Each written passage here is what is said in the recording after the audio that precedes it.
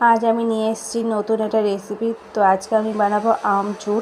তো এই আমচুর বানাবার জন্য আমি নিয়েছি এখানে 2টো আম। হ্যাঁ, আমি একদম অল্প পরিমাণ দিয়ে শুরু করছি। জানি না কীরকম হবে, সেই জন্যই আমি একদম অল্প পরিমাণ দিয়ে আমি শুরু করছি। তো আম দুটোকে ভালো করে আমি ধুয়ে নেব। ধুয়ে নিয়ে তারপরে আমি খোসা ছাড়িয়ে একদম পাতলা পাতলা করে আমি কেটে নেব। কেটে নিয়ে ওগুলোকে আবার আমি ভালো করে জলে ধুয়ে নেব। জলে ধুয়ে নিয়ে আমি শুকনো কাপড়ের মধ্যে আমি রোদে দিয়ে দেব। আমার 2 দিন সময় লেগেছে এগুলো শুকনো হতে। 2 দিন পর একদম খুব সুন্দরভাবে এগুলো শুকিয়ে গেছে। তোমরা দেখতেই পাচ্ছ কত সুন্দর শুকনো হয়েছে। ঠিক এরকম শুকনো হয়ে যাওয়ার পর মিক্সিতে আমি দিয়ে দেব। মিক্সিতে আমি মিক্স করে নেব।